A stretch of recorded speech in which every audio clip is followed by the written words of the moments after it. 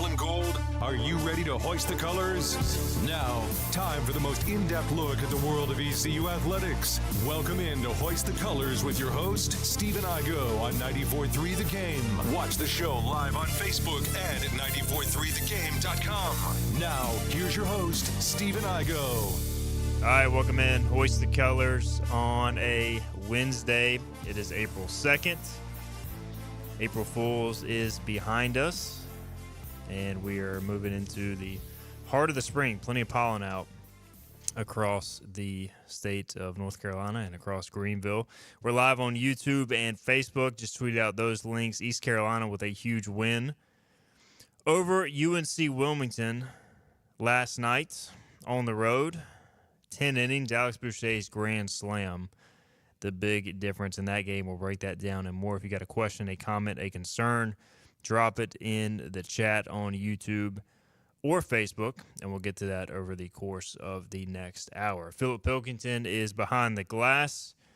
Philip, I may need some help with my earpiece. I'm not getting any audio. James is, so I may need you looking at that in a second. We do have James Gilio, who was in Wilmington last night. And your initial foray to Brooksfield, was it? Yeah, it was my first time ever going to a game there. You saw a classic. We were out in the elements, but it was still nice weather down there. It was fun. Yeah, so it's one of those things where you saw everything that could have happened in a baseball game happen, including Alex Boucher's grand slam. So it's one of those things where I guess it looked like it was going to be a heartbreaking loss for the Pirates, but ECU pulled it out. So I don't know, how do you kind of compare and contrast the feelings you experienced, especially in the late innings? Oh, yeah, late innings, it was like definitely a roller coaster. The whole game was pretty much a roller coaster. ECU started out, with 4-0 in the top of the first. UNCW's starting pitcher didn't have his best stuff. And none of their pitchers really were playing that well. ECU was really jumping on them. It was probably the best I've seen them hit all year, based on, just in the games that I've been to this year. But yeah, Keenan Bowman had a great game. He was 4 for 5. And it was just a lot of unsung heroes. But in those later innings, we're up 6-4. They hit a 2-run shot to tie it, which, it was an absolute bomb. Ethan Young just left one right over the plate. It wasn't his best pitch, but he responded. Yeah, it was a Greenville guy who tied it 6-6. And then we, pitched out of it. I think we left a guy on the strand one of the runners on second. But then in the bottom of the ninth, they hit that ball. I can't remember who it might have been, Gillespie or somebody. For them, they hit a ball to or Tanner Lucas maybe. Yeah, Lucas flied out to left field. Tanner Lucas, he hit a ball. The whole stadium thought it was gone, and it was a bit breezy down there. I know it's near the beach. But it was breezy there pretty much the whole game, so I think the wind kind of killed it. Me and Chance Scott and Brady were ready to get out of there because we thought the game was over. Y'all had stood up because you thought it was gone. We thought it was over, but no, it died on the warning track. Extra inning baseball, Boucher hits a grand slam. UNCW, the pitchers were kind of doing the same thing that ECU's kind of trouble with. They just couldn't stop walking guys. All right, we're working through some technical difficulties. James Gilio in studio. Earpiece malfunction. Now somebody's saying a mic is off. They're saying Gilio's mic is off. We'll check that as well. Philip Pilkington is scrambling. His mic is on. Can you guys? Am I talking? Can you hear me? Oh, it's off. It says it's on, but it's off. Crazy things are happening. All right. Yeah. Could y'all hear Gilio at all? Let us know in the chat. I'll keep talking until we figure this out. Lane Smith says, thought it was going to be the same old story, but great win. Needed it bad. Lane Smith says no mic. His Ferguson says mic is off. And Igo's mic is good. All right. So y'all can hear me. Let me know if y'all can't hear me. Gilio, talk. Hello? I'm still not getting them. Maybe that's why your earpiece wasn't working. That could be it as well. Oh, I heard the intro come in. Yeah. Crazy things are happening in the Quit talking, James, talk. Test. Mic test. still nothing on Gilio's mic. ECU wins a classic 10-6. It was one of those games, honestly, if you couldn't hear Gilio recap it, he talked about how it looked like ECU was going to lose after really getting up early, and honestly, it was one of those things where the Pirates took a 4-0 lead in the first, and I thought if ECU did lose the game, it would be because they started walking guys in the second. James, we'll see if we can hear you now. Yes, Mike, can you hear me now? I still got nothing. So, and Jaden Winter had a situation where he walked 3 in a row with 2 outs, nobody on, with a 4-0 lead in the second inning. And I thought that was going to be the turning point because ECU honestly was kind of dominating the game to that point. Obviously, it was early. You kind of give them life in their home stadium. That's a big turning point. So Pirates found a way to win, though. Alex Boucher, we've talked about him a lot. Look, he's got swing and miss, but he also has some power when he finds the barrel, especially against left-handed pitching. I like that matchup. Kyle Phelan, I believe, was on the mound. He left a breaking ball up, and it was hit for a home run. And that was a big, big moment. All right, James, can we hear you now? Test, Mike. We am got I here? him. Yes. I don't know what happened. That was a crap show. I mean, somebody. Philip, are you alive back there? Well, were you able to hear the open, Igo? I couldn't hear anything. I could hear the open. Okay, so clearly somebody messed with your earpiece, and then obviously I probably fixed it earlier than I thought I did. It's just I couldn't hear James because I don't know. I don't know who's been in here messing around with stuff. I'm about to. Philip's going to strangle somebody. Yeah. Save the show. He saved the show. You did a good job. Sorry it took so long. Hunter Corbett says, come on, guys, it's past April Fool's. Clean it up. I know. We should have tested before. I apologize. I'll take the rap for it, even though somebody else has been here messing with crap. Yeah, I mean, look. To be honest, it's only 12:06. You know, you got it done in 5 minutes. So I know, but I mean, the fact that James went in there talking and nobody heard him. Yeah, you did no have one- a great. Hey, no one I heard heard my- everything you had to say. My dissection about the game. It was a lot of great points, James, that you made. I assume if they want to crank their audio up, maybe they can hear you via my mic in the very distant background. If you want to go back and listen to that, but I don't know if you want to add any of the points you already made or just your perspective on being at the game. I tell you, before we dive into that, like, how was the Brooks Field experience, like their stadium? I know they've done some renovations. Like, how was it overall? Yeah. So I've been down to Wilmington a couple times just to see some friends, and driving by the past year or past half year, you could see the renovations, and I was expecting more, but I didn't realize they were only putting in turf. Like, I thought they were renovating their entire field. So the bleachers were kind of old, and concession area was kind of old. Yeah. But the turf was, nice. The field was nice. They've got kind of a nice. They got their practice facility, but the sun kind of set right back there. So I thought it was a good experience. Weather wasn't too bad. It was a bit, windy or breezy, I guess it wasn't windy, but overall a good experience. Nothing wrong with that place. Were y'all outside of the press box? We were outside the press box, but there was it was kind of weird. It was two lawn, I don't even know, card tables almost outside the press box that me, Brady, and Chance ended up getting seats at. We just asked one of their guys if we could sit there. They had no issue with it. So it wasn't bad seating.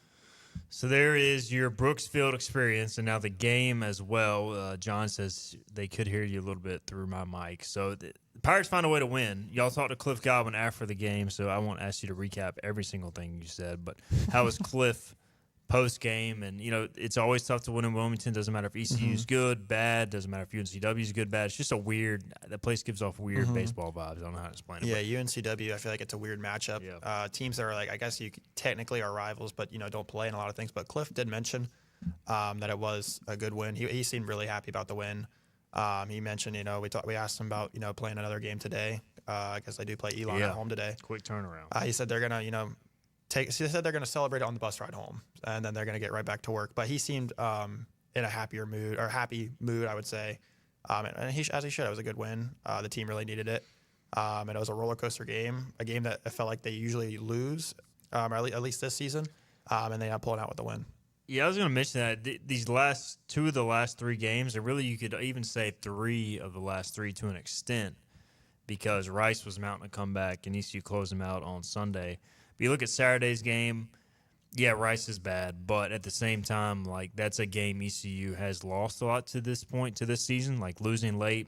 We haven't really seen this team show the ability to come back. And then Tuesday at UNCW, you give away a lead, and it kind of feels like, all right, we're going to give away another one of these games or let it slip, so to speak. And to find a way to win a couple of these, again, not great competition, but you are on the road, James, and maybe we're starting to see this team really kind of learn how to win. As crazy as it is to say, you've got so many new pieces.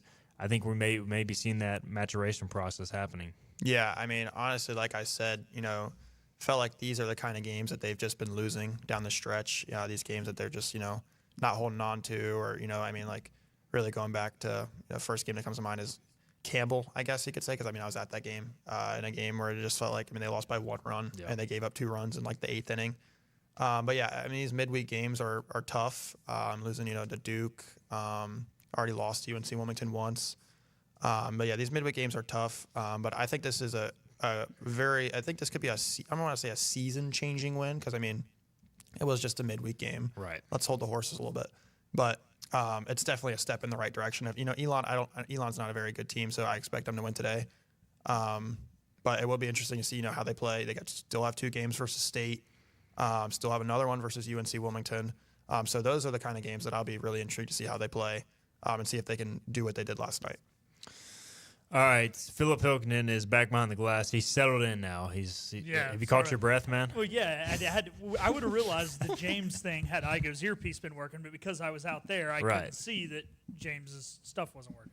We had multiple issues at once, so it wasn't an easy fix. Hunter Corbett did say Giglio's recap of yesterday wasn't nearly as good as the first time, so he liked your I could hear my first recap? I think so. Yeah, I was into it the first time. Your takeaway, Philip, you produced the game last night, 94-3 the game. So first off, how was Dylan Johnson's call the go-ahead grand slam, which was a pretty awesome moment because you were listening to the audio, and then find a way to win. What does that mean for this team? In a game that I quite honestly picked them to lose due to some of the things we were just talking about, finding ways to let these games slip. It was good. It was kind of funny, though, you mentioned Dylan's call. So the home run that we were talking about, or the lack thereof, the home run the bottom of the ninth, off the bat, he thought was gone. You could tell, like, in his voice, it was like, oh, no. And then he was really excited when they caught it. And then I feel like the grand slam was the opposite, right? Like, he didn't realize it was gone. And at first he was like, oh, fly ball. Oh, and it might, like, I can't remember exactly what he said, but you could tell, like, as it started to go, like, his voice got more and more amped up. It was not a no-doubter off the bat, obviously. But as far as the game, man, we got to find somebody who can come in and eat innings. We've got to find a guy in the midweek who can come in and throw 4 innings. And I'm not saying they've got to be 4 innings of shutout baseball. This could be a guy who gets squared up every now and again, lets up 2 runs, maybe even 3 in 4 innings, but it's just not walking guys. The problem is last night was no different than every other game where, Jake Hunter looked good, Ethan Young looked good, Moran looked solid, and everybody else was just coming in just like free 90. I can't remember who it was that got out of one jam, but then just immediately pitched the team into another one in the next inning. It was Ian White, I think. White, yeah. How hard can it be to throw a strike at this point? It's getting old. Now, credit to the team. We manufactured runs well, had a few long balls, took advantage of the free 90s we were given, advanced runners well. The offense was great, well-deserved win by the offense. But, when you got back-to-back midweek games, you got to have somebody come in and eat some darn innings, and this is just getting ridiculous. Yeah, I was going to bring that up. One of my biggest takeaways from last night is, look, this team still has issues throwing strikes. And to be honest, guys, we're now past the halfway point of the regular season. It's just, to me, it is what it is. Like, this team has an issue throwing strikes. You know what you're going to get from Ethan Young. For the most part, he's not going to have command issues. He didn't walk anybody last night. Now, I thought, maybe again you kind of have to push Ethan Young and Brad Pruitt and Jake Hunter guys, and I've been the first to say ECU needs to develop more depth in the bullpen, but like nobody is really stepping up in their opportunities to give the coaching staff faith, and you've put yourself in a position as a team where you don't have much margin for error if you're trying to make the postseason. So in the past, I've been critical at times of them not developing more depth. I feel like they have tried to this year, and guys are not throwing strikes enough. I don't know, James. Like maybe today they're going to have to because, you can't throw Ethan Young or Jake Hunter out there again. So somebody's going to have to step up. But I agree with Philip, man. The walks, especially when you have a 4-run lead. It's getting a little ridiculous. And at this point, I think it just is what they are. Yeah, that's kind of how UNCW really climbed back into it. ECU had 2 outs, or UNCW had 2 outs, and Jaden Winter walks 3 or 4 guys in a row, and it's just like, 3 guys in a row? We're like, What are we doing? Like, we need just throw it down the middle. I mean, he's not going to hit a home run. That was kind of what sparked UNCW's climb back, and they eventually did tie it.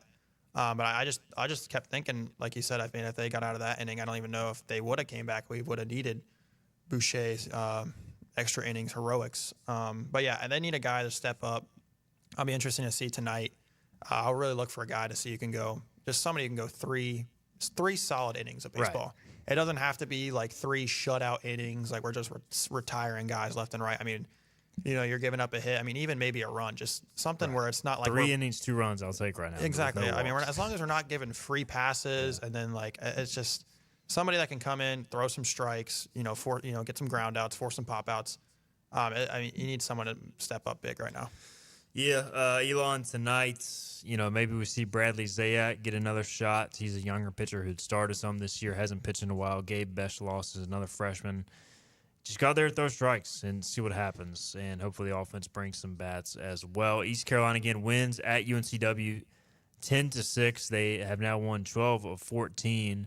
We'll hit a couple more things before we take a break, guys. You kind of touched on it, but Keenan Bowman, a major surprise last night, 4 for 4. He raises his batting average to .302, and he was the guy in the preseason, Philip, we talked about potentially being, kind of a under the radar cornerstone of this offense. I think started a little slow compared to what I saw in the preseason, but showed last night that he can still be a piece for this team, and a big piece at that. Yeah, and we need a guy like him in the lineup. The big reason is, man, he's so good defensively. He's not the fastest outfielder we've ever had, but he's got one of the best first steps of any outfielder that we've had, especially in a long time. And there were some balls, especially early in the season, that he tracked down and settled under that I think a lot of other guys would have had to catch on the run, or maybe he caught him on the run and other guys wouldn't have got there, just because he takes such precise lines to the baseball. Now, with that being said, can't just play defense and go out there and not hit the ball. Well, he's a redshirt freshman, didn't play I think, right? He didn't play at all. Yeah, didn't play at all last year. So, this is his first 29 games now of being at the plate. Now, obviously, hasn't played in all those, but, that's about how long it takes some of these guys when you bump up to a new level, about half a season, whether you're bumping up to the varsity level, the collegiate level, or, climb your ranks through the professional ladder. And hey, look, it's as of now, it's still an anomaly, him going 4 for 4. I mean, 4 for 4 is always going to be an anomaly, but if we can get out there and make him a 310, 320 hitter on the season, no reason he cannot be a vital part of this outfield for years to come. All right, let's get a break in. We will switch gears, talk some spring football next. We were out of practice yesterday while James and Brady Thomas were up down in Wilmington covering that game. We talked with the coordinators, Josh Aldridge, ECU DC for the first time, and John David Baker. Got some of their answers. We'll react to that. Big takeaways from our first spring press conference with the coordinators. We'll hit on ECU football next. This is Hoist the Colors. The team of Flatlands Jessup is working overtime to help ensure that Eastern North Carolinians like you get the health insurance help you need this open enrollment period. New legislation passed, meaning more people than ever qualify for affordable coverage. Let us help you today. Are you ready to tackle those yard and garden projects? Come by East Carolina Tractor and Fleet, your local Coyote dealer, and check out their great selection of residential and commercial Coyote tractors. From zero-turn mowers to compact tractors to skid steer loaders, they've got you covered. Some with 0% financing for qualified buyers. Stop by your hometown Coyote dealer, East Carolina Tractor and Fleet, across from the Pitt County Fairgrounds, or online at ectfleet.com. East Carolina Tractor and Fleet. We dig dirt.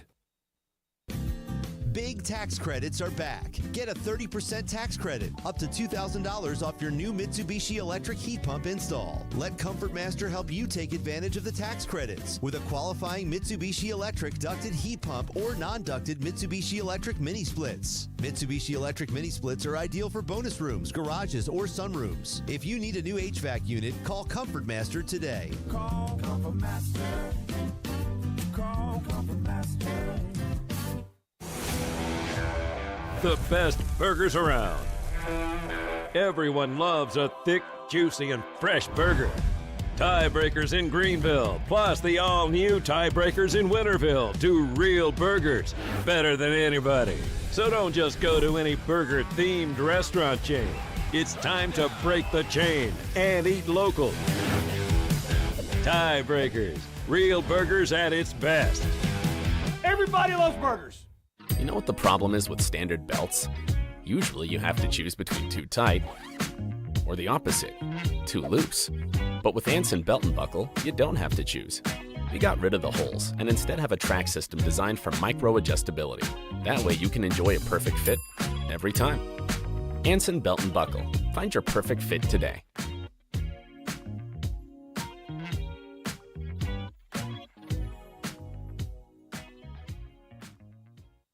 Healthwise Pharmacy rounds the bases with all of your infusion, retail, compounding, and medical equipment needs. Locally owned and operated by pharmacist Marcy Parker, Healthwise has grown to be your most trusted provider for infusion services. Currently providing in-home or on-site infusions in North Carolina, South Carolina, and Virginia. Visit Healthwise Pharmacy at 615B South Memorial Drive or call 252-295-0059 to speak to a patient service representative to find the option that best suits your needs. Tired of the 1-800 numbers advertising Medicare products? Flatlands Jessup has 6 offices all throughout eastern North Carolina. Get face-to-face help from our local award-winning licensed team. Stop by today. Flatlands Jessup, your whole world covered.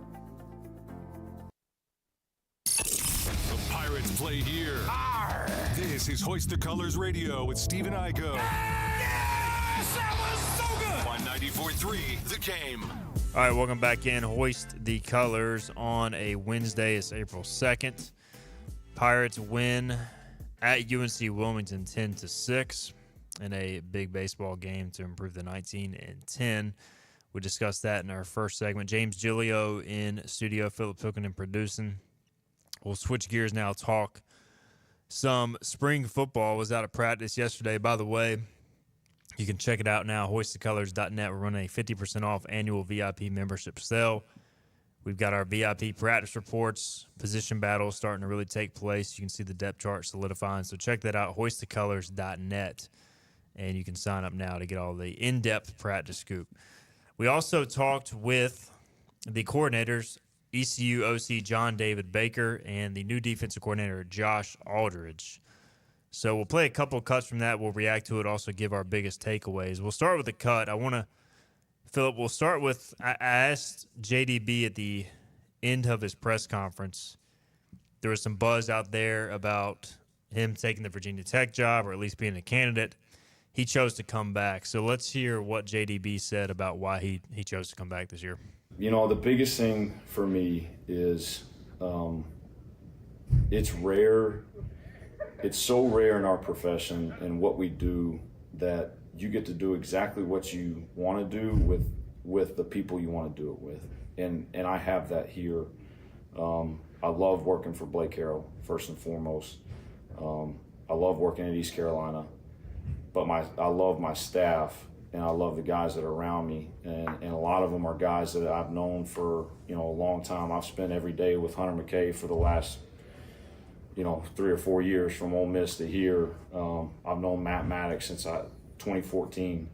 I've known Ronnie Freeman since 2009 at Abilene Christian, and met Dyrell Roberts about a year and a half ago, and now I would consider him my brother. He's family forever. And so, like I said, you just don't get to do what you want to do and have the freedom that we have on offense that Blake allows us to do, but get to do it with the people. I love coming to work every day because of the people I'm around. And so that's a rarity. I've been fortunate to have that other times in my career in different roles, but that's special. And you don't leave that or walk away for that for nothing. And I cherish that. I love it here. My family loves it here. So this place is special. And the other thing is I knew with the pieces we have coming back, I know how good we can be. Now, we got a long way to go, and we got to work our tail to get there, but all that combined, this is a special place. And I knew that when I came here, and obviously the last year and a half has just confirmed that.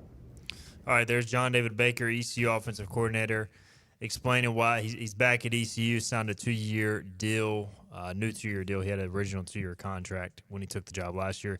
James, when you hear those answers, what kind of goes through your head about the Pirates getting their OC back? Yeah, that, honestly, when you texted earlier and said watch the press conferences, that was something me and Brady. That clip exactly was something me and Brady were like, oh wow, like it's good that he's mentioned this, talking about this, because transparency, and this isn't really something. It's not football, but I mean you just saw it with college basketball. The Maryland coach, Kevin Willard, who's now at Villanova.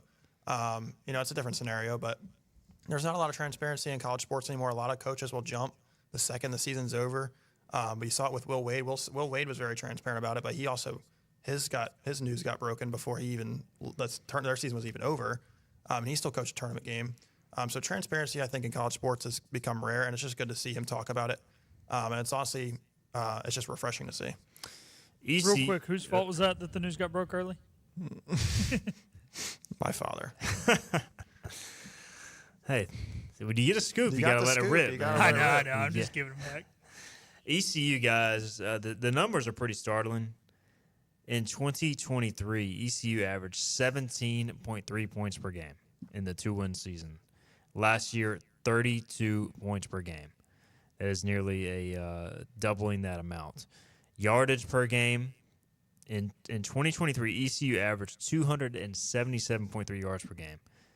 In 2024, the Pirates raised that number to 436.4. So, look, obviously there was an investment in NIL, but and the schedule played a role in this. I'm not going to act like ECU played Murderer's Row, but they went from having the worst offense in the country to a top 25 offense statistically. So JDB probably could have capitalized on that and got another job, but I think most Pirate fans realize, Philip, like if he has another great year like this, there's a good chance he's gone. I think they're okay with that.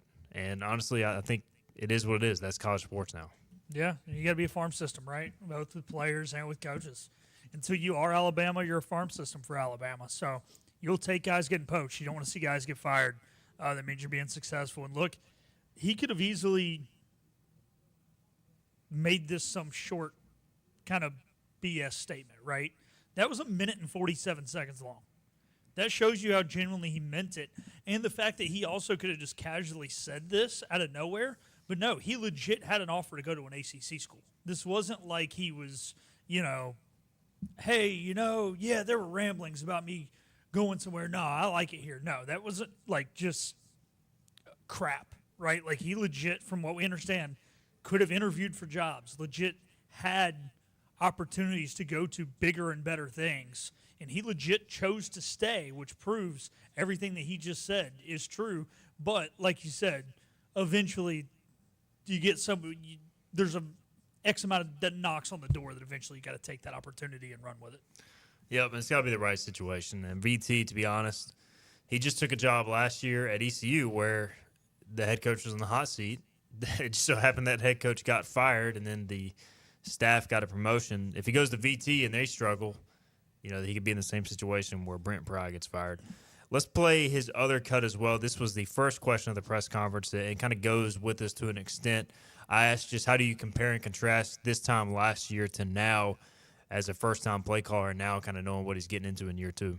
Way less chaotic. And the main reason is, one, just the continuity that we're able to keep from a staff standpoint, but also from just player standpoint. That's what you take for granted probably when you step into a situation like last year. You're having to coach and teach everybody on the field. Nobody knows what you're doing or what you're trying to do. But now, every coach knows what we're doing. And now you've got those older guys that, even a guy like Caton, who's not going through it right now, but he's another coach. He's an extension of the coaching staff to where, we got some new guys that are here this semester that he's able to, like, if they got a question, they don't have to come find one of us. He can come find Caton or Anthony or one of these older guys that have been in it. And so that takes a lot of stress off of me, takes a lot of stress off the coaching staff, to where last year, it felt like I couldn't get enough answers out there fast enough for all the questions. And so that's the biggest difference, just a lot less chaotic just because of just the familiarity from the top down, staff-wise and players.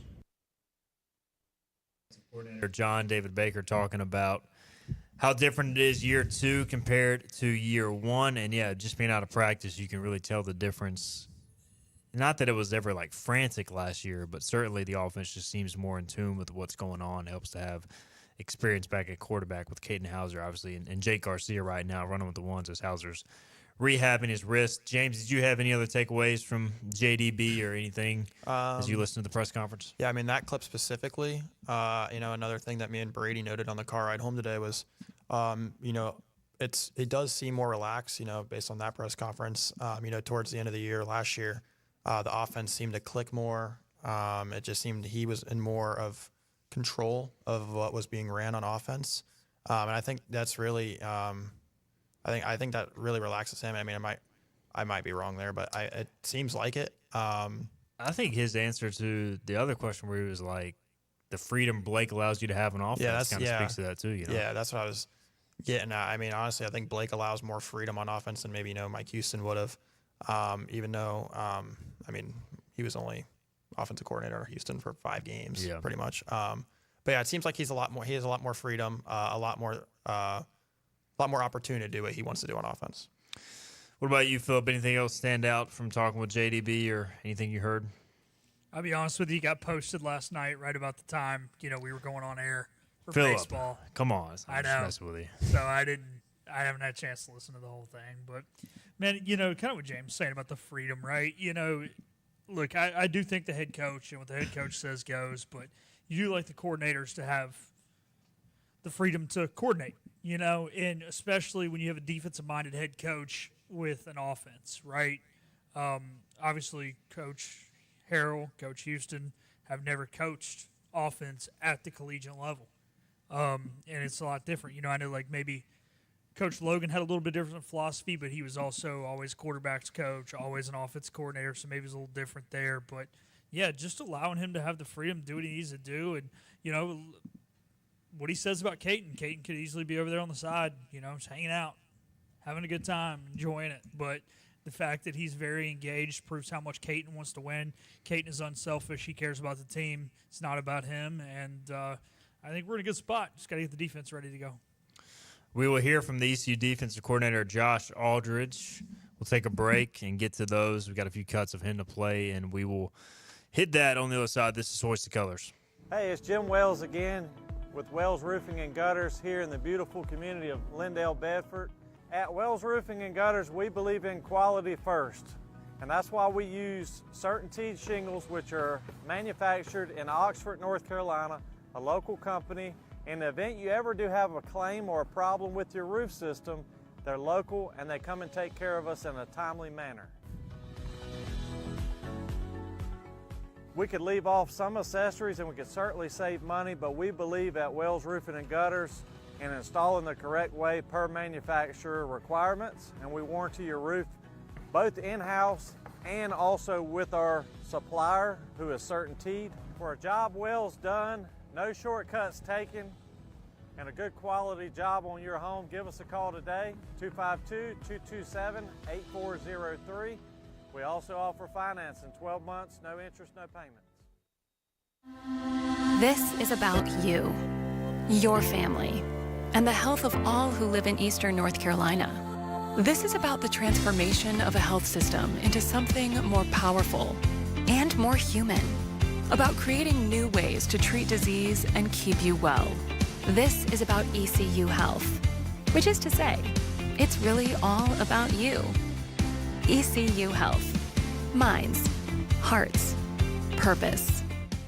You have a choice when you invest in insurance, and when you choose First State Insurance Advisors, you're working with people you can trust. Clark Stallings has deep ties in the community. His team, including Keaton Smith, Regina Asby, Phil Leyva, Max Joyner Jr., Max Joyner III, and Ginger Smith, provides knowledgeable and professional advice. First State Insurance Advisors is an independent insurance agency. They offer all types of personal insurance as well as various types for business. Call or email First State Insurance Advisors today. We want to be your trusted choice agency.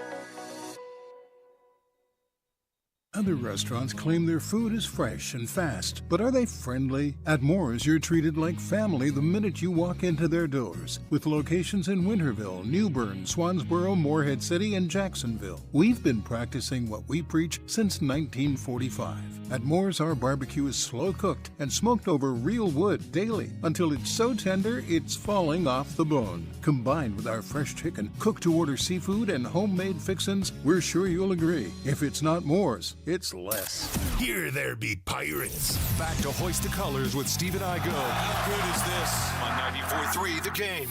Welcome back in, Hoist the Colors. Wednesday, April 2nd. We're live on YouTube, Facebook. If you got a question or comment, let us know. We'll get to it. We'll continue on talking spring football. We just recapped John David Baker's comments.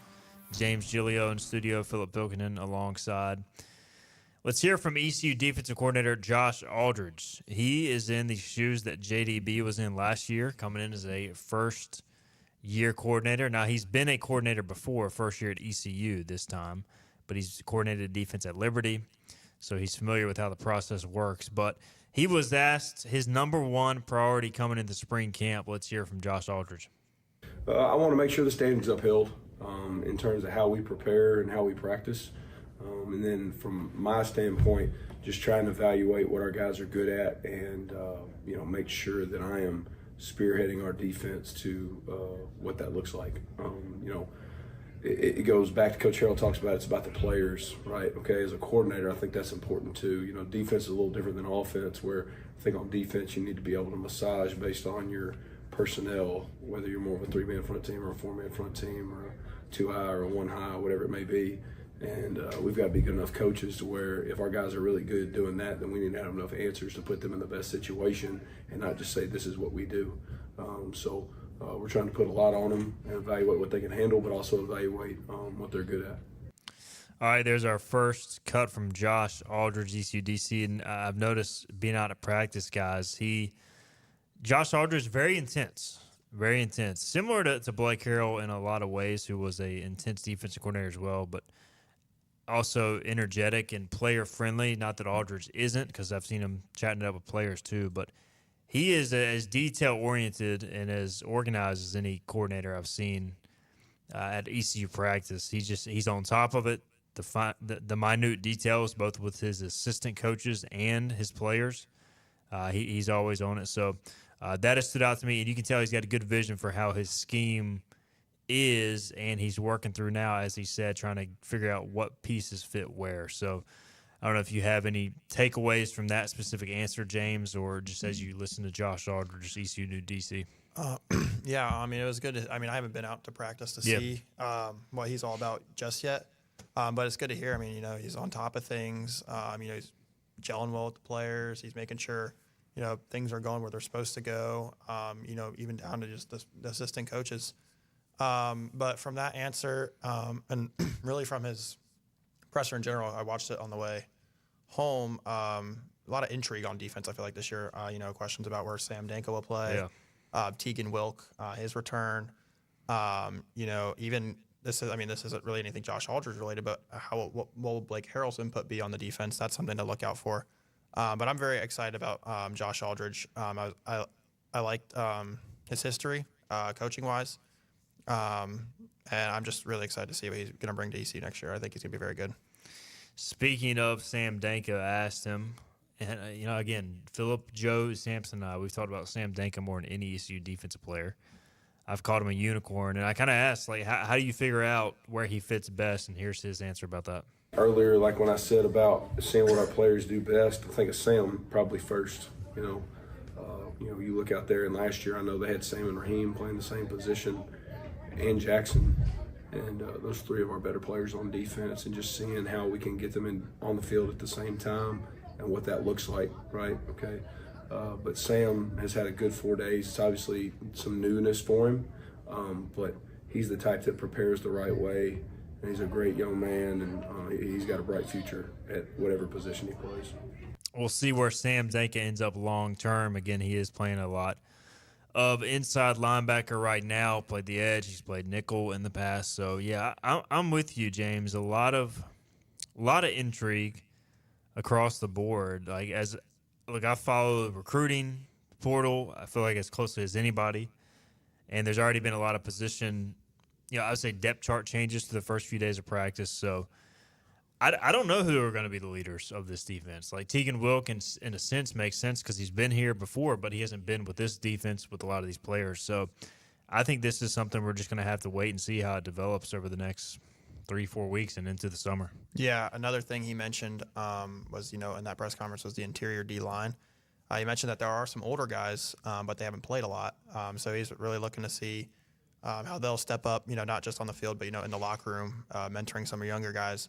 While they haven't played a lot, he still considered them role players. Also, be interesting to see. I know we mentioned Jackson Barker. Yeah. Last time I was on the show. Your guy. He is, I've never met him, but he's a local guy. It's intriguing to see where he's going to play and see what kind of reps he gets. Overall, I'm really excited to see how this defense goes. It'll be very, very interesting. They definitely don't have the schedule, I guess you could say, for a surprising defense. I guess I don't even need something you're not expecting. I feel like last year's schedule would have been more suitable for trying out new things. But, the defense is going to have to be ready to go day one. Yeah, I'm struggling with expectations for, what are fair expectations, Phillip? Because – you have basically, it's kind of unique. You have the same defensive staff back. Roy Test coaching the D tackles. You have the former DC who is now the head coach. You have Damon Magazoo back at safeties. Rico Zachary back at the edge, coaching outside linebackers. You did add Teron Williams as corners coach, but he's been here with Blake before. So, you've got Blake's defensive staff, you've got a new DC, and you've got several new players. So, I don't know really what to expect. I don't even know how to set fair expectations for this defense. The expectations have to be through the roof schematically, discipline, everybody being on the same page. Because, again, like you said, it's a staff that's worked together a lot. It's an experienced defense coordinator, even though it's new. Where it's going to be tough is a personnel. And I think that's where we have to be patient, especially through the first, 4 weeks of the season. Look at the D tackle room. It's been the same 6 dudes for 3 years. Well, last time we were going to see them was at Pro Day a couple weeks ago. Where are some of these guys going to fit? Sam Danka, Zakai Barker. We don't really know.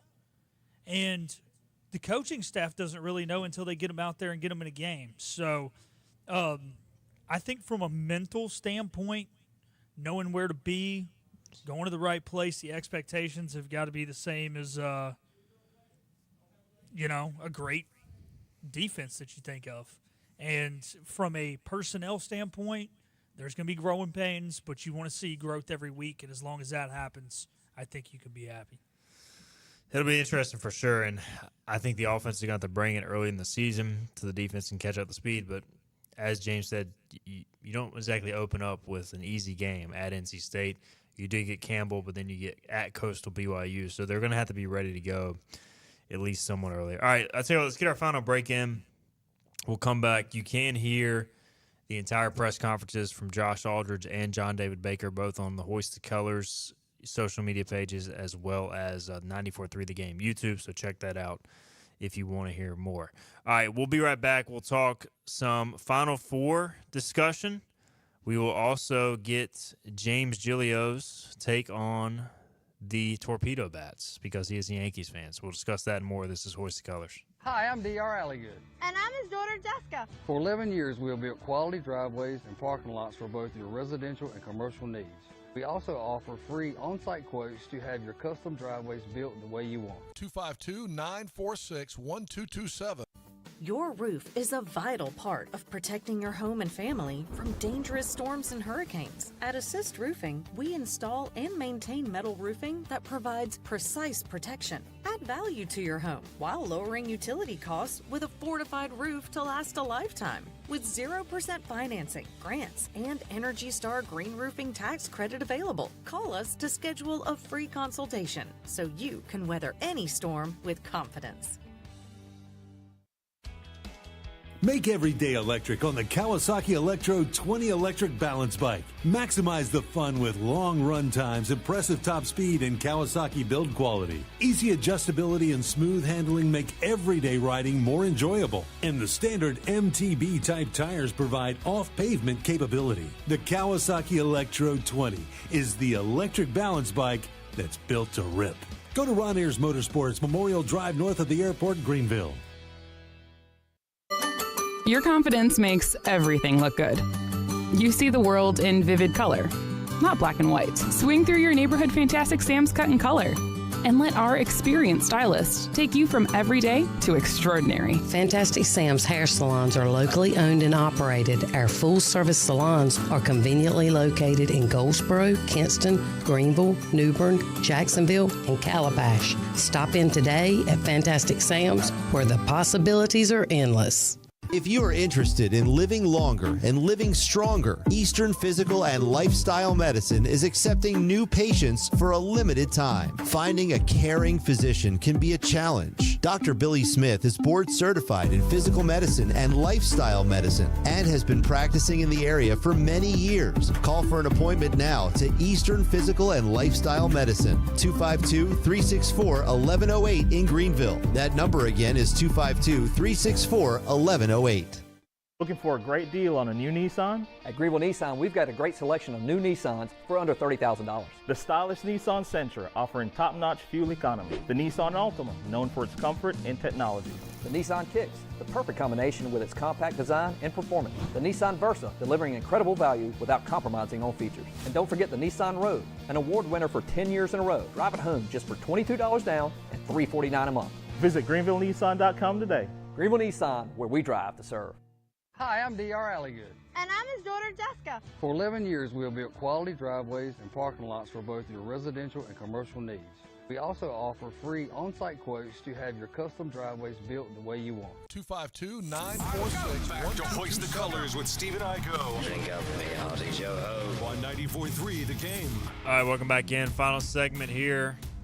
Hoist the Colors. We've talked a lot of ECU. We'll talk other sports as well. No random trivia for Philip today, but we'll bring that back here. I don't even know if trivia is the right word, but random current events. Making sure I'm paying attention to what's going on. There you go. Current events in sports. What's happening? We'll get into that. I'm looking at MLB.com because we're about to talk about torpedo bats. The second headline is about Livy Dunn and Paul Skeens. What are we doing, MLB? It says, Skeens Dunn power couple survived early test. He wouldn't follow me back on Instagram. What? Unquote. This is what we've come to, That's guys. the top headline on the MLB page. That and Merrill and the Padres agreeing to a 9-year extension, Jackson I saw Merrill. But, strange things. So we have a lot going on in Major League Baseball because there's games every day. One thing that is a constant is my Seattle Mariners can't hit. They are 2-4. They finished with 1 hit last night against the Detroit Tigers. And guess what? They get to face Skubal today, so I'm sure that'll go a lot better. Oh, yeah. The reigning Cy Young winner. The Yankees are still using torpedo bats, although they are no longer unbeaten. They lost to the Diamondbacks as Eugenio Suarez got his 5th hit of the season, all of which are home runs, and it was a go-ahead grand slam. Early thoughts on the Yankees before I ask you about torpedo bats? Honestly, fairly surprised to start the year hitting wise. You can't get your hopes up with this team. Last night showed that. But y'all should have seen James's text in the playoffs last year. It was pure comedy. You can't get your hopes up with this team. I think some of the early guys like Goldschmidt and Bellinger, who I wasn't exactly super stoked about. I mean, there's definitely good players, but I'm not they're not Juan Soto. But they played well in their first series versus the Brewers. The Brewers look terrible, so I don't know how bad. I don't know how good that series win was. But last night was pretty brutal with the grand slam. What was your thoughts on Nasty Nestor's return? Were you like, hey, we showed him this is great, or is he a guy you kind of wish the best to? No, he's kind of a little bit of both. He's a guy I wish the best for. I actually did like him, and even though you don't technically blame him because it was Aaron Boone's fault that he was even in the game. But he did give up the grand slam to Freddie Freeman to lose Game 1 of the World Series. Fair so enough. That is always going to be in my head when I think of Nestor. So it was a little nice to see him get shelled. Torpedo bats are the story Oh, I guess until Paul Skeens and Livy Dunn took over MLB.com. But before then, it was torpedo bats. And I saw that basically players from every team are now ordering them. And so we'll see. I think the manufacturing will take 3 to 4 weeks to get it built, customized, and shipped off and received, etc. So it'll be a while. But the Yankees have them, at least some players, not Aaron Judge. What are your thoughts on the torpedo bats as a Yankees fan? I think a lot of people are saying it's cheating. It's not cheating, first of all. And I think if it was a team, like I was texting Phil about this, like if it was a team like the Reds or a team that no one cares about, no one would care. I just think just because the Yankees, people are like, oh, they're cheating, they're doing this, they're doing that. And only 2 players are using them, Chisholm and Volpe. And if it's not cheating, it's legal. I don't know. By the rule book, it is legal. And by the time we know, if every team is going to order the bats, and then before you know it, there's going to be, people are going to start finding out ways to beat them, like pitches that I don't even know. But the game adapts over time, and I'm sure teams are going to figure out, how to pitch around it and how to beat it. So I know this is a sports show, not a financial show, but should we all be invested in stock and like Rollins and Louisville Slugger and all that with all these guys ordering new bats? Yeah, I don't know. Because the torpedo bats are being made by some other manufacturer. Oh, well, whoever the manufacturer is, should we invest in that one? Who makes torpedo bats? I don't know what the guy who figured out. It's probably too late now. That MIT physicist who was on the Yankees, were paying. I guess it says Louisville Slugger is making them, but they're. I bet it's too late, man. Yeah. That was we should have Friday just went in and bought a bunch Louisville of stock Slugger and who's Louisville made 'em. Slugger. We could all be rich and retire. They have made more than 4,000 different bat models in their history. Louisville Slugger has, and now they're making torpedo bats. So crazy things happening. Yeah, does Rafael Devers, is he ordering a torpedo bat? Have you heard, Philip? So I actually heard that he called Roger Federer and asked for a good tennis racket brand. So he's going to be ordering a Penn tennis racket and try and hit the ball with that. Look, Rafael Devers didn't go from being one of the best hitters in baseball to the worst hitter in baseball. But when things happen at the start of a season, especially after all the headlines that he created, 23 plate appearances, 15 strikeouts is crazy. Still no hits. He got walked the other day. Baby steps. And that's always something. 4 walks. So his OPS he's got 4. Okay. Is .174. Yeah, look, anything that happens at the beginning of the season is if this happens in the middle of June, it's not as big of a deal. But given everything that happened and his batting average is showing up as 0 until he gets a hit. I don't know. At what point do you really start to be concerned over this, Philip? Or are you already there? So James and I were talking last night. I think the first, 2 days is probably just, hey, you had a bad 2 days. And I think now he's got it's in his head, right? He's like, man, I didn't want to do this anyways. I'm ticked off. Why aren't I playing in the field? This is why I didn't want to do it. So I think, the concern's there. And because if it's a mental thing and he's just going to be ticked off with the world, he's never going to hit well again as long as he's in this situation, right? So then at that point, you got to try and do what's best for both parties. I'm not saying move him today, but, 2 weeks from now, things aren't going good. You got Yoshida sitting on the bench. Don't really have a spot for him in the outfield. He's a pretty good hitter. You're paying him plenty of money. Move him to the DH, ship Devers, and get another arm. Somebody mentioned that Victus makes torpedo bats as well. You can go to the victussports.com website and get a torpedo bat for $200. So should I order one? Put it on display or something. Yeah, we'll put it on. Hang it from just go ahead and get one for Slater. Yeah. So he's ready to go. Have it ready to go, and maybe I'll look into that. Final Four, gentlemen, Saturday. We got a couple minutes left in the show, so we'll hit this quick. We'll expand on it more on Friday. But Florida, Auburn, at 6:09, and then the old 8:49 tip-off for Houston, Duke. We've kind of already heard from Philip on this a little bit, so James, I'll give you the platform. Early thoughts on the Final Four? I'm expecting Duke to beat Houston, Florida to beat Auburn. I think both games will be great. All 4 1 seeds. It's got to make for 2 good matchups, right? I would hope so. it's going to be like 3 championship games that are going to be played. The actual championship game and then the 2 Final Four games. But yeah, I think Duke's going to win. They look like by far the best team to me. Florida, they had to come back versus Texas Tech. That does scare me a little bit. Auburn I feel like hasn't really played a super complete game. Maybe outside their 16-1 game. Houston has looked really good. They've been very under the radar for some reason. But they could be a bad matchup for Duke. I don't know. I don't know if they score enough. Duke is very good defensively, very good offensively. They're going to have the best player on the floor at all times. I'm expecting the Blue Devils to win the championship. So I have Duke over Florida in my bracket, but I'm probably not winning my bracket. So I'm pulling for Houston because I like Kelvin Sampson. If you could pull for somebody to win, do you have a dog in the fight? Or somebody you'd like to see win? I hate saying Duke, but I don't know why. I guess Duke. I have a couple for friends. Phillip? Yeah, for Phillip. My roommate's a Duke fan. It'd be good for him.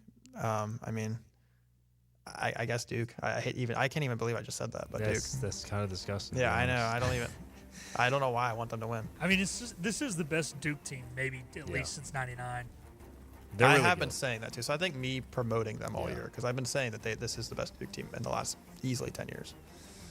We'll see if they can close it out. We'll talk more Final Four of the coming days. James, appreciate you for covering last night and for showing up in studio. Thanks to Phillip, as always, for great insight and figuring out our technical problems on the fly. We'll be back tomorrow, 12 noon. Kaysen Romele will join us. We'll talk to you then. This has been Hoist the Colors with your host, Stephen Igo. Tune in weekdays at noon for all things ECU sports. Get a recap of the show at 943thegame.com, on Twitter, Facebook, or anywhere you get your podcasts. We're back tomorrow with more of Hoist the Colors on 943 The Game.